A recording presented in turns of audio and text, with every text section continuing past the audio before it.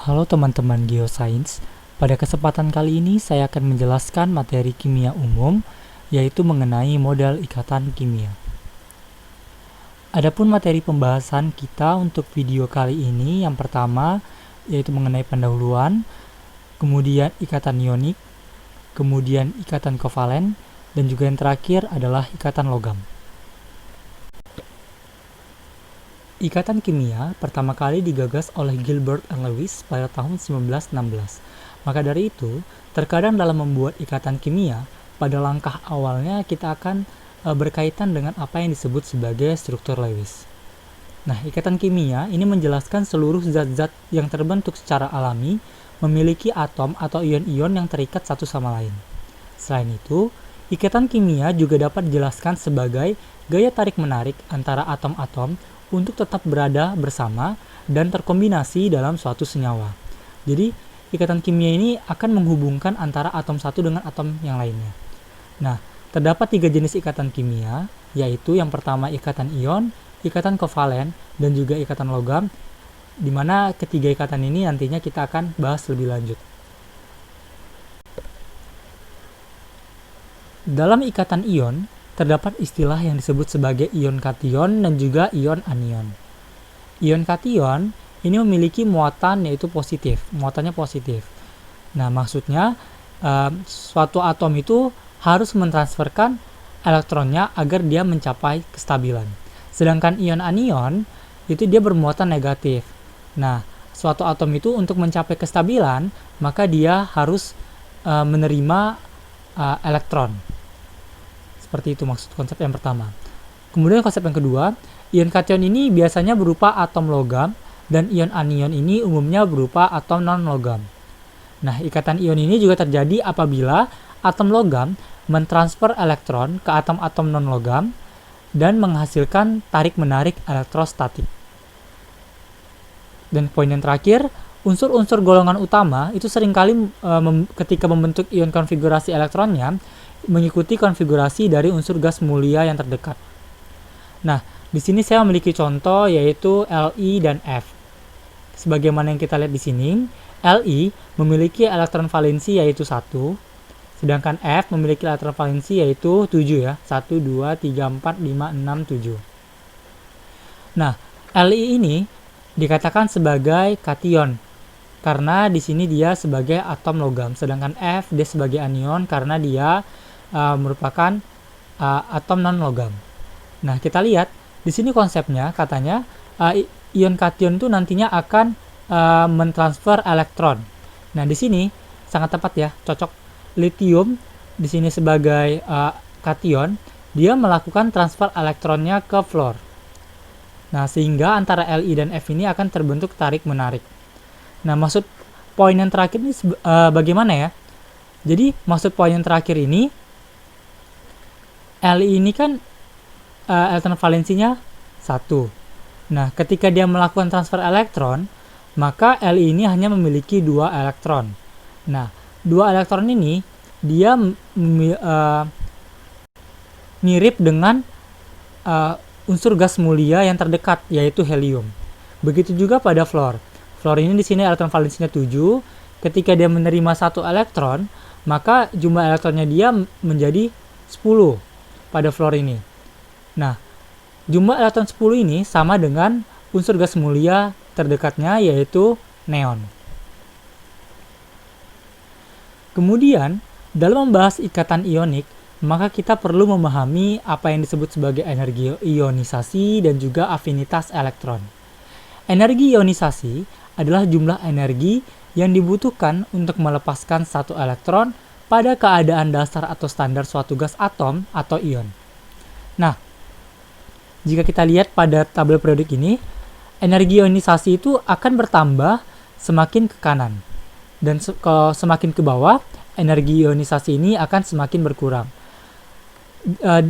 Gambar ini menjelaskan juga mengapa golongan 1 dan golongan 2 ini cenderung menjadi golongan yang kation atau yang mentransfer elektron. Hal ini dikarenakan energi ionisasi pada golongan 1A dan 2A ini lebih kecil dibandingkan golongan lainnya. Sehingga dalam melakukan transfer elektron, energi yang dibutuhkannya tidak besar dibandingkan dengan golongan-golongan yang di sebelah sini. Kemudian berkebalikan dengan energi ionisasi, di sini ada afinitas elektron. Afinitas elektron adalah perubahan energi yang didapatkan ketika suatu atom atau ion menerima elektron. Nah, jadi kalau energi ionisasi tadi melepaskan, afinitas elektron di sini dia menerima elektron. Nah, di sini diagramnya kita lihat atau gambarnya kita lihat, yang warna merah ini merupakan atom yang memiliki afinitas elektron tertinggi.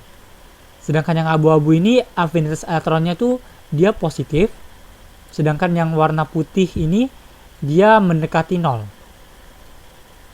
Nah, ini juga bisa menjelaskan mengapa pada golongan 7A, 6A, 5A ini dia lebih cenderung untuk menerima elektron dibandingkan dia melakukan transfer elektron. Karena dari afinitas elektronnya, golongan ini dia memiliki nilai yang lebih tinggi.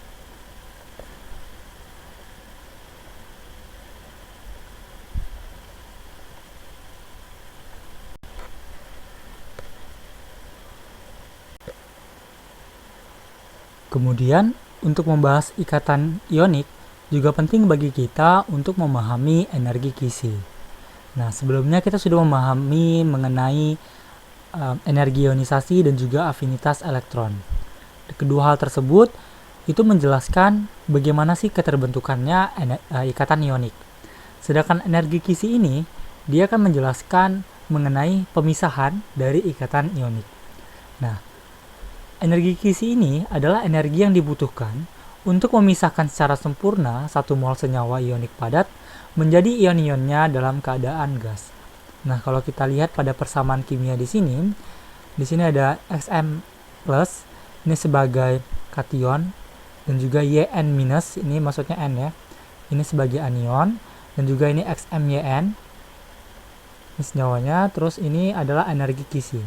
Nah, untuk memisahkan senyawa yang terbentuk dari ikatan ionik atau senyawa ionik, kita memerlukan energi Kisi agar dia terpisah menjadi Xm+ dan juga Yn-. Nah, kemudian besarnya energi Kisi ini berkaitan dengan ukuran ion dan jumlah muatan ion. Semakin besar jumlah muatan ion, energi Kisinya akan semakin besar. Sedangkan semakin kecil ukuran ion, maka besarnya energi Kisinya itu nanti akan semakin besar juga. Nah, antara kedua ini, manakah yang akan kita lebih utamakan? Yang kita utamakan pertama kali adalah jumlah muatan ion. Nah, setelah kita melihat apabila jumlah muatan ionnya sama, maka kita bisa melihat ke ukuran ionnya. Nah, maka itu, terkadang jumlah muatan ion yang sama, tapi energi Kisinya juga bisa berbeda karena ada pengaruh dari ukuran ion. Nah, berikutnya ini adalah sifat ikatan ionik. Yang pertama, ikatan ionik tidak menghantarkan listrik dalam fasa padat, namun dalam larutan dapat menghantarkan listrik. Kemudian, larut dalam pelarut air atau pelarut polar, dan tidak larut dalam pelarut organik atau non-polar. Kemudian memiliki fisik yang keras namun rapuh. Lalu pada suhu ruangan, senyawa ionik ini biasa dalam bentuk padatan. Dan yang terakhir, memiliki titik didih dan titik leleh yang tinggi. Berikutnya kita masuk ke ikatan kovalen. Nah, ikatan kovalen ini menurut Brady tahun 1990 merupakan ikatan yang terjadi karena pemakaian pasangan elektron secara bersama oleh dua atom yang berikatan. Nah, contohnya di sini misalnya ada Cl. Nah, Cl2, di sini Cl memiliki elektron valensi yaitu 7, dan juga sebelah sini Cl-nya juga memiliki elektron valensi 7. Sehingga Cl-Cl ini untuk mencapai kestabilan maka dia memerlukan satu elektron agar memenuhi aturan oktet. Nah, kita lihat bagaimana di sini. Di sini ternyata Cl ini menggabungkan dua elektron yang tidak berpasangan ini, ya, menjadi ikatan tunggal. Nah, jadinya setelah saling berikatan, maka Cl ini akan mencapai kestabilan dan Cl yang sebelah sini juga mencapai kestabilan. Nah, inilah yang disebut sebagai ikatan kovalen.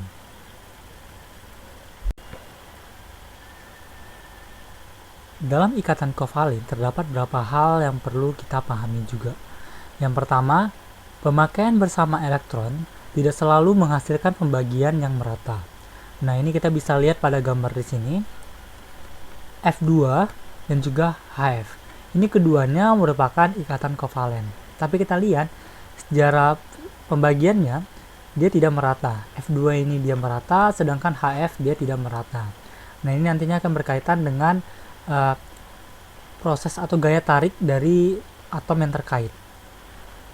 Kemudian, berdasarkan pembentukannya, ikatan kovalen itu dibedakan menjadi 3, yaitu ikatan kovalen tunggal, ikatan kovalen rangkap 2, dan juga ikatan kovalen rangkap 3. Kalau berdasarkan polarisasinya, ikatan kovalen itu dibedakan menjadi 2, yaitu ikatan polar dan juga ikatan non-polar. Nah, inilah ikatan ini nanti akan menjelaskan bagaimana mengenai pembagian yang merata dan tidak meratanya. Nah, dalam ikatan kovalen, penting bagi kita untuk membahas mengenai elektronegatifan dan juga kepolaran. Nah, keelektronegatifan itu maksudnya adalah kemampuan sebuah atom dalam molekul menarik elektron pada dirinya sendiri. Jadi misalnya ada HCl. Nah, ini elektronegatifan itu bagaimana sih kekuatan si Cl ini untuk menarik si H, atau bagaimana sih si H ini untuk menarik si Cl gitu. Nah, kalau kita lihat di sini kita menggunakan Pauling electronegativities. Nah, hal ini dikarenakan untuk saat ini sebenarnya sudah banyak yang mengajukan nilai-nilai elektronegatifan, cuman yang lebih umum digunakan adalah yang dari Pauling ini. Nah, berdasarkan nilai-nilai ini, maka bisa kita ketahui bahwa semakin ke kanan, nilai elektronegatifan itu akan semakin tinggi, sedangkan semakin ke bawah nilainya akan semakin berkurang. Nah, yang paling tinggi adalah F. Sedangkan pada unsur gas mulia, dia tidak memiliki nilai elektronegatifan. Nah, setelah kita memahami elektronegatifan, maka kita bisa memahami mengenai kepolaran. Nah, kepolaran ini adalah suatu keadaan di mana distribusi penyebaran elektron tidak merata atau elektron itu lebih cenderung terikat pada salah satu atom. Nah, sebagaimana tadi saya sudah jelaskan bahwa ikatan kovalen itu kan berdasarkan polarisasinya dibedakan menjadi ikatan polar dan ikatan kovalen non-polar.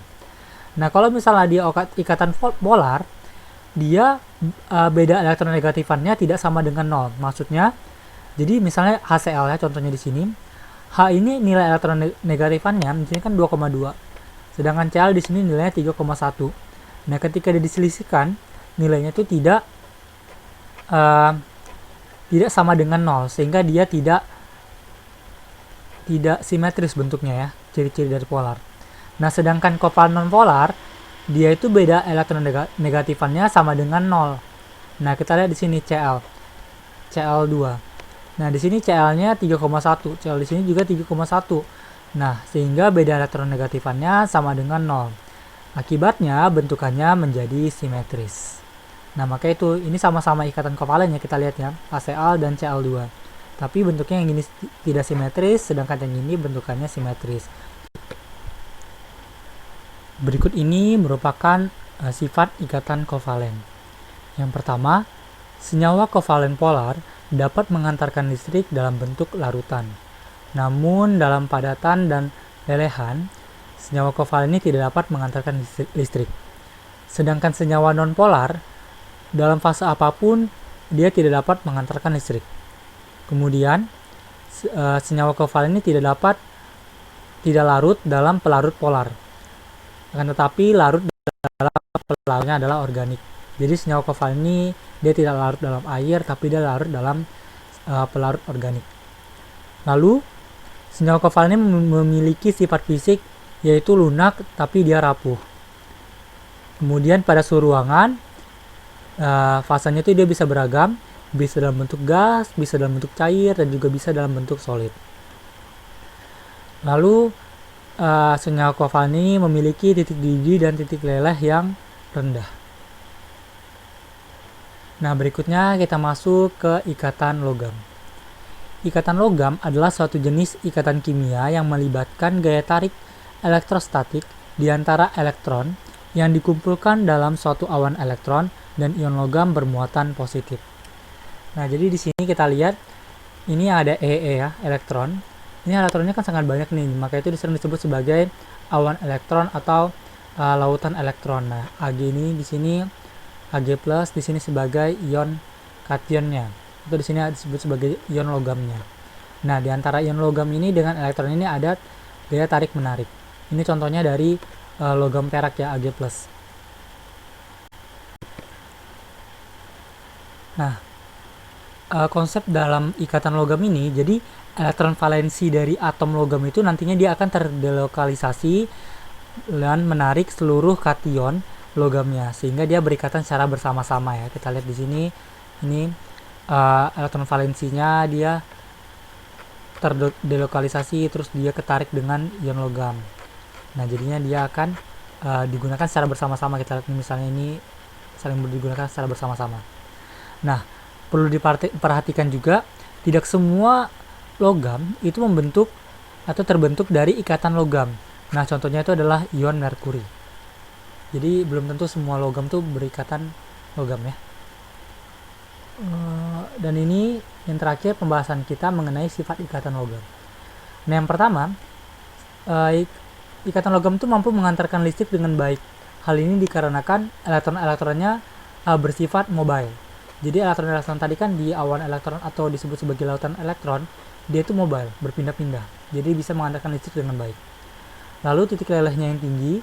Hal ini dikarenakan ion-ion logam tetap ditarik oleh lautan elektron atau awan elektron meskipun posisinya relatif berubah.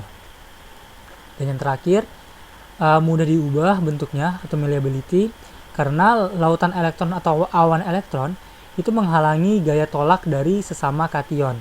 Jadi kan dia awan elektron itu berada di antara kation-kation ya. Jadi dia gaya tolak menolaknya itu dihalangi oleh si elektronnya. Demikian untuk materi kimia umum mengenai model ikatan kimia. Semoga ilmunya yang telah disampaikan bisa bermanfaat dan membantu teman-teman geosains. Atas perhatiannya saya ucapkan terima kasih.